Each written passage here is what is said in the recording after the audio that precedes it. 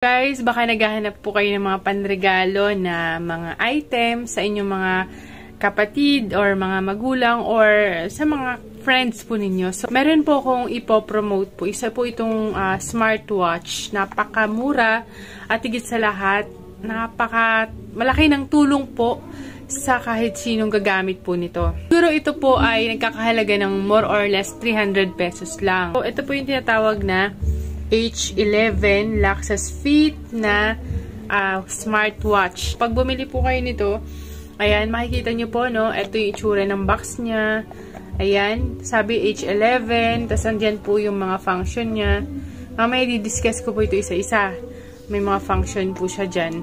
So, pag binuksan po natin to, eto, go. So, andito na po yung pinaka smartwatch po. May kasama po itong magnetic na charger. So, ilalagay ko, connect nyo lang po ito sa charger, sa ulo ng charger kung meron po kayo. And then, kapag nakasaksak na po ito, ang gagawin nyo is, etong likod po ng watch, ay didikit nyo lang po dyan, kusa na po itong mag-charge. So, kung mapapansin nyo po, ay may cover po ito. So, lagay ko muna dito. May cover po ito. Ayan, katulad nyo. Tatanggalin ko muna. So, yan po yung pinaka-screen niya.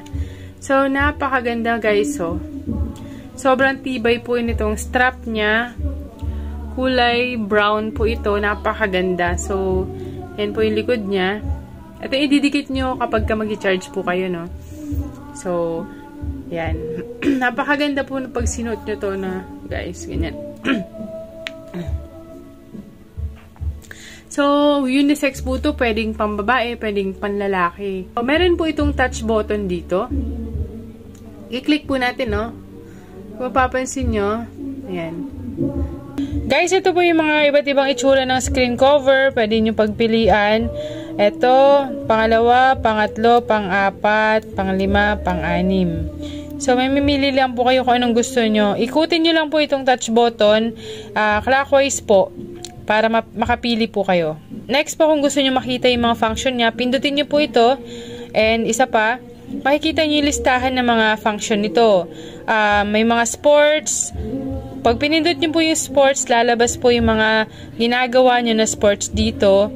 Yan, ulit for example, mamimili po tayo, no? Wait lang.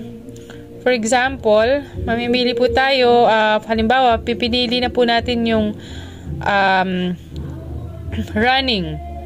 3, 2, 1, go.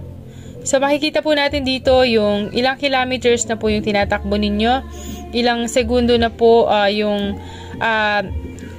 ilang oras or minuto na po yung tinatakbo ninyo. And nakikita po dito kung ilan yung tibok ng puso nyo, ilan yung calorie na nababurn nyo na po, at ilang step na po yung nagagawa ninyo. So, yan po yung ginagawa po ng tawag dito ng sports. Okay, dito naman po sa sleep, makikita po natin dito, pwedeng iset natin kung anong oras tayo matutulog at kung anong oras po tayo nagising. Makikita po dito kung tayo pa ay naka-achieve ng light sleep or deep sleep. So, maganda kung ma-achieve natin yung deep sleep. Pedometer, okay. Kung ilan na po yung step na nagagawa po natin, ilang kilocalorie yung atin pong nabuburn. Dito naman po sa heart rate, ayan, pagka pinindot nyo po yung start measurement, makikita nyo po dito kung gaano kabilis yung tibok ng puso ninyo, okay? Next is yung BP, start measurement, makikita po ninyo kung ilan na yung BP nyo. Yung oxygen sa dugo, ayan, pwede nyo i-measure. Lalong-lalo na pag may mga problem sa baga.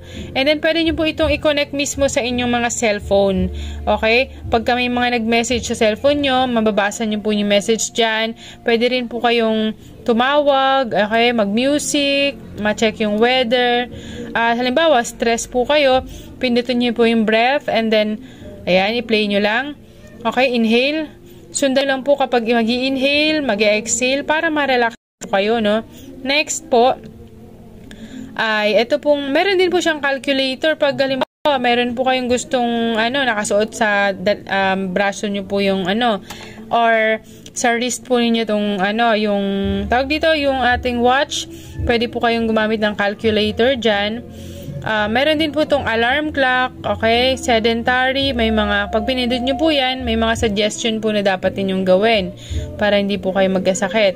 Meron din po tayong stopwatch, pwede ka rin kayo mag-picture gamit itong ating relo. And may voice assistant, okay? For example, ay nawala itong cellphone ninyo. Ay, hindi. Pag, alimbawa, for example, nawala itong watch po ninyo, pwede i-connect sa cellphone ninyo para i-find phone ninyo. Hindi, mali. Kapag ka nawala yung cellphone ninyo, pwede nyo i-find phone. Okay? For example, yan. Hindi kasi nakakonect eh. Pag nakakonect po yan, pagba-vibrate po yung cellphone ninyo, madali po siyang mahanap. Meron din po siyang car racing. Okay? Pwede nyo gamitin. Ayan. Pwede kayong maglaro. Halimbawa na iinip po kayo. And the best po is meron po itong torch. Okay. Meron po itong tawag dito yung flashlight para maganda to sa dilim. Kaya halimbawa, umuwi kayo ng madilim, meron kayong flashlight. Okay? Meron din po itong short video. Pwede kayong kumuha ng video. Basta nakakonect sa cellphone ninyo. Meron calendar, may contacts, may WeChat, may Facebook, ayan. Twitter, WhatsApp, drink. Halimbawa, menstrual cycle, may measure po ninyo dito kung kailan yung fertility window po ninyo. And may shutdown, language, QR code. Pwede rin i-measure yung uric acid, yung blood sugar, and blood fat. Halimbawa, ayaw nyo ng listahan na mode, yung list mode na ganito. Pwede rin grid view. Ayan. Pag pinindot nyo pong grid view, ayan. Nakita nyo po ganyan, naka-grid na siya.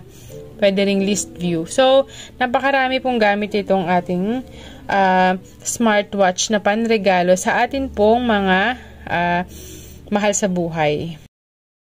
Pang hinihintay nyo guys, order na po kayo, nasa link sa baba o kaya nasa yellow basket.